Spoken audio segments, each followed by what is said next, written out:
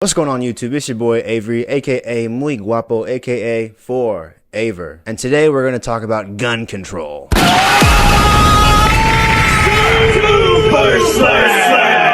Now I'm not talking about no Glock 19s or AK-47s, I'm talking about James gun control. Because up to this point, it's felt like James Gunn has been in Marvel prison. Now don't get me wrong, I love the Guardians of the Galaxy trilogy, I grew up with those movies. But at the same time, it feels like James Gunn with those movies was working on somebody else's time. He's just been getting tossed around by these people, and I think he's sick of it. That's why he's with DC now. Superman is the first movie of his where I feel like he has full control over what he wants to do. There's no one holding him back telling him, oh, we have to meet this demographic or we have to not have this in our movie. He just has full creative control over this movie and also the future of the DC cinematic universe. There has been a lot of hype around this movie, and a part of that has been the hype around the James Gunn vision, you know? Previously, DC was ran by Zack Snyder. It was kind of his vision, but now James Gunn is up to bat. So how does his vision compare to Zack Snyder's? It blows it out of the f***ing water, and it's not even close. There is no argument to be had that Man of Steel is better than Superman, okay? It is just not true. It's not factual. With every movie that James Gunn has released so far, it's felt like he's been able to polish his style more and more. He's always able to find wrinkles in his game and smooth them out, and this movie feels like his smoothest movie to date. The action is crisper, the set pieces are even more imaginative and crazy, the effects are getting even better, and most of all, there's just a lot of character in this movie. Superman, Green Lantern, Hawkgirl, Lex Luthor, Mr. Terrific, Metamorpho, Crypto, Supergirl's in it, the Engineer, Ultraman, even the minor characters like Lois Lane or Jimmy Olsen managed to have an impact on the story with the limited time they have on screen. I didn't give a rat's ass about Jimmy Olsen prior to watching this movie, but now that I've seen it, I'm kind of intrigued. You know, I might go down to Barnes & Noble and cop me a volume of Jimmy Olsen. We'll see. We're right here in front of Barnes & Noble.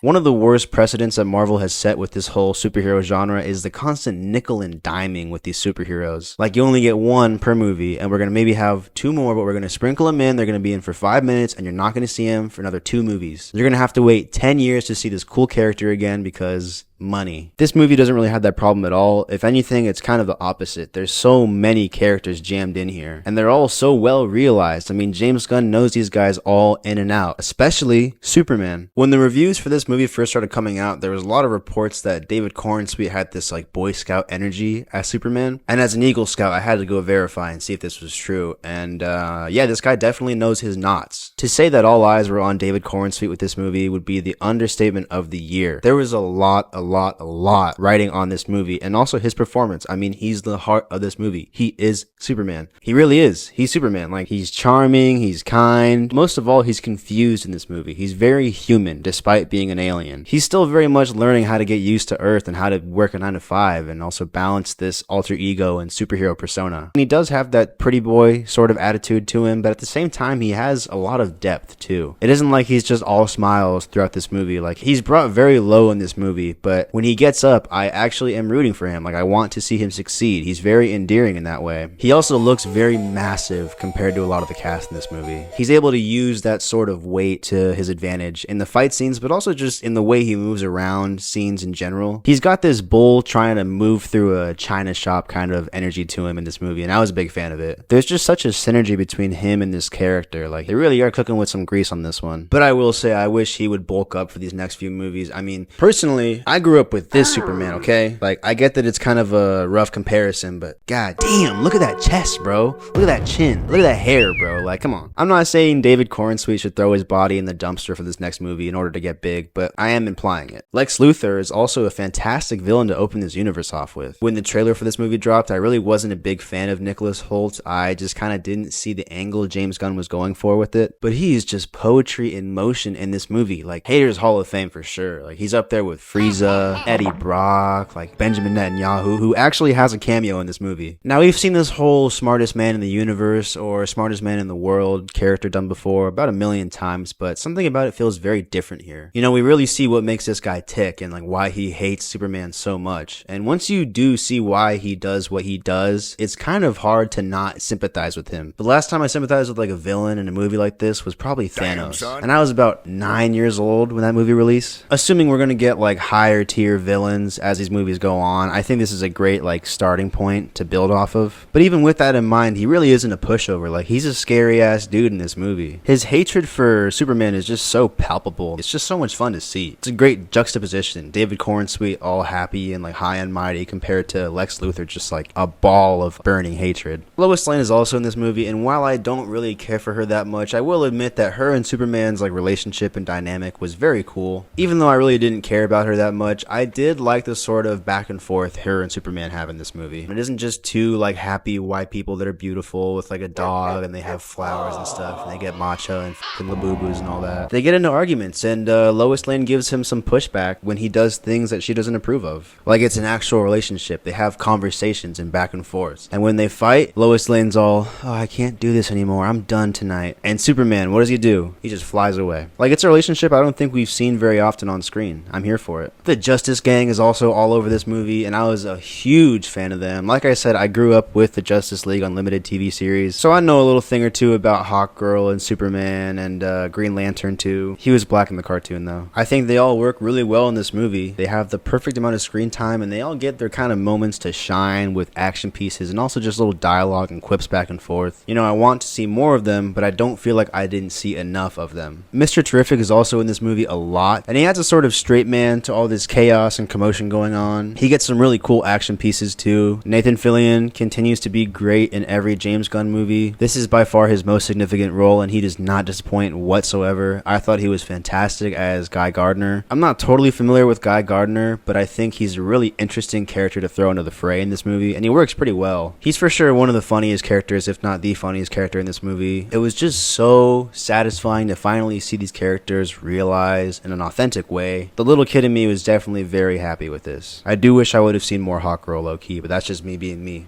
Hey, shouts out to Isabella Merced, okay? Because she's pretty good in this movie. Pretty good. I'm very jealous of the young boys who get to have her as their first celebrity crush. That's all I'm going to say. What do you mean by that? Like I said earlier, the action in this movie is absolutely top-notch. What I think sets it apart from other action movies like this is that it gets a lot of the small things right. James Gunn is able to cram even more character into these characters with how they fight. Guy Gardner is flying around with all the grace of an 8-wheeler. He's hitting these tanks with middle fingers and picking them up and throwing them around with his Green Lantern. Mr. Terrific makes up for his lack of strength with these bots that he has fighting with him. And Hawkgirl just like runs her enemies down and screeches at them with this big old mace in her hand. Superman also gets some love with his action scenes. Going into it, I was kind of worried that they would be very basic. I think a lot of people just see him, myself included, and think like, what's he gonna do? Just punch him to death? But as soon as I saw him suplex that dude in the trailer, I was totally on board. They use his kit in smart ways. His ice breath, his laser vision, his speed, his wit as well. I mean, he'll punch somebody, but when they go flying, he'll fly to them and pick them up and then throw them around, you know, and keep it going. He uses the environment around him in really clever ways. There's a point in the movie where Superman shoulder checks the absolute shit out of Lex Luthor, and from that point onward, I was totally on board for the future of the DCU. They sold me with that. This is also a great family movie. I struggle to think of a demographic that wouldn't enjoy this movie. I think it's one of those kinds of movies that everyone can sort of bond over, like Jaws or Indiana Jones. There is like some poop humor for little kids, but there's also a lot of brutal violence and brutal deaths in this movie. Deaths that if I saw and I was 9 years old, I'd be very confused and scared by. And I was totally on board for that. I think the kids need that sort of violence in their media. Start them young. That's what I say. I mean, there's a reason people are so infatuated with movies like Nine or Coraline. The kids yearn for violence. Just because it's a family movie doesn't mean it can't get its hands dirty. There was a family in front of me. There was like two kids. One of them had a cape on. And then next to me, there was like a bunch of middle-aged people. And then behind us, there was like a couple that was pretty old. And everyone had a great time. But I guess that could be said about all of James Gunn's movies at this point. But by centering it around Superman with this movie, it does kind of amplify that sense of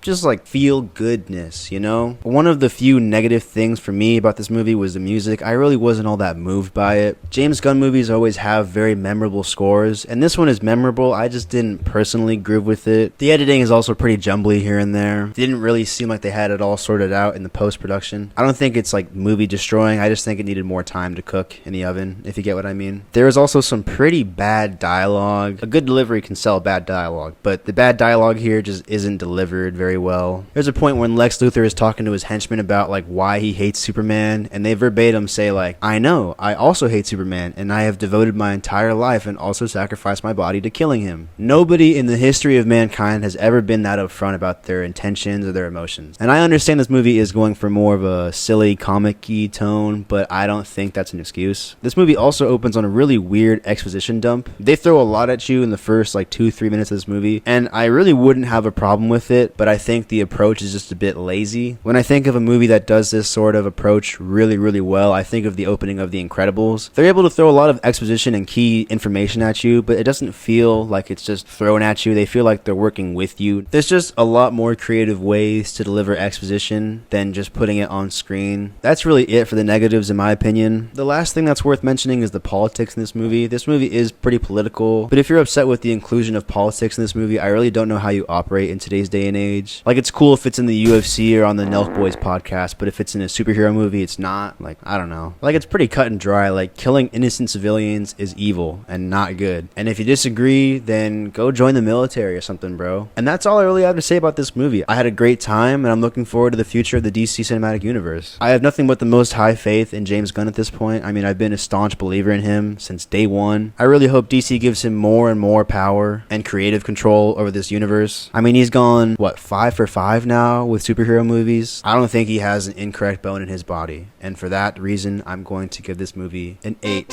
out of 10. Thank you for watching if you made it this far. Leave a fat like if you liked, and if you're a fan of Isabella Merced now, consider subscribing. I think me and you could do a lot of good together. That's all for this video, and if you want to send me $5 to review any movie of your choice, I'll leave my email on screen. Let's keep it above the rim, guys, okay? No weird shit, like just normal movies, please. Thank you for watching, and I will see you later. Unlikely.